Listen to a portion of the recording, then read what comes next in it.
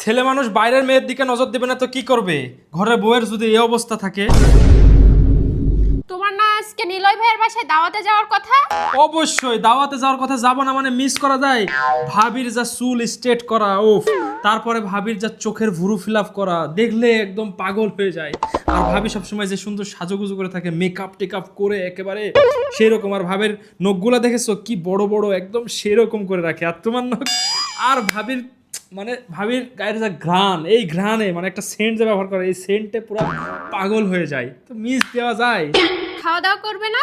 অবশ্যই, খাওয়া দাওয়া তো প্রতিবারই করি। আর ওদের বাসায় 4-5টা যা শেফের হাতের যা খাবার, ওফ, জাস্ট টেস্ট। তোমার বাসায় কি কাজের লোক আছে? না। তোমার বাসায় কে কাজ করে? তুমি? তাহলে তুমি বাসায় কার খাবার খাও? তোমার হাতে রান্না ছাড়া আমি কি খাইতে পারি? ও আচ্ছা, মানুষের বাসায় 3-4টা কাজের লোক, সেখানের খাবার তোমার খুব মধু লাগে। আর আমার বাসায় তুমি কাজের লোকের খাবার খেতে পারো না, তাই না? আর আমার হাতের নখের কথা বলছো? তোমার সংসারে আমি পেঁয়াজ কাটি, আমি সবজি কাটি, মাছ কাটি, মাংস কাটি, সব তো আমিই করি।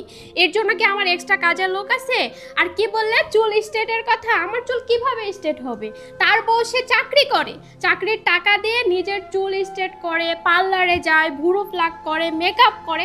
আমি কিভাবে করব? তুমি কি আমাকে এক্সট্রা কোনো খরচ দাও? আর আমি চাইলেও তো আমি পার্লারে যাব না, কারণ তোমার ওইটা পরিশ্রমের টাকা, সেটা যেন আমি জমিয়ে রাখতে পারি। আর তোমার সংসারে যেন উন্নতি হয় 2টা টাকা জমাইলে। আচ্ছা এখন বলো, তোমার বাসায় কাপড় কে কাছে?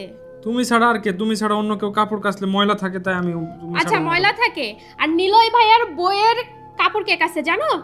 তাদের লন্ড্রিতে দেয়, দেওয়ার পরে কাপড়টা সুন্দরভাবে ইস্ত্রি করে তাদেরকে কাপড় পাঠায়, এজন্য তার হাতের নখ সবকিছু ভালো থাকে। আর এখন আসি জামা কাপড়ের কথা। তুমি আমাকে কি বললে এক কাপড় পরে আমি তেনা তেনা পরে থাকি না?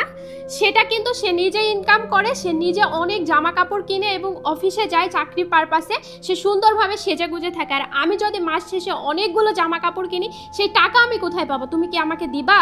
আর পুরুষরা তার ঘরের বউকে ঠিক যেভাবে রাখে তারা ঠিক সেভাবেই থাকে। তুমি যদি আমাকে মাস শেষে অনেক অনেক টাকা দিতা, আমিও ঠিক সেমভাবেই থাকতাম, আমার চুলও স্ট্রেট করতাম, পার্লারে যাইতাম এবং আমিও সুন্দরভাবে সেজে গুজে থাকতাম, সবসময় বাসায় পারফিউম মারেও ঘুরতাম। কোন স্ত্রী চায় না সুন্দরভাবে সেজে গুজে থাকতে?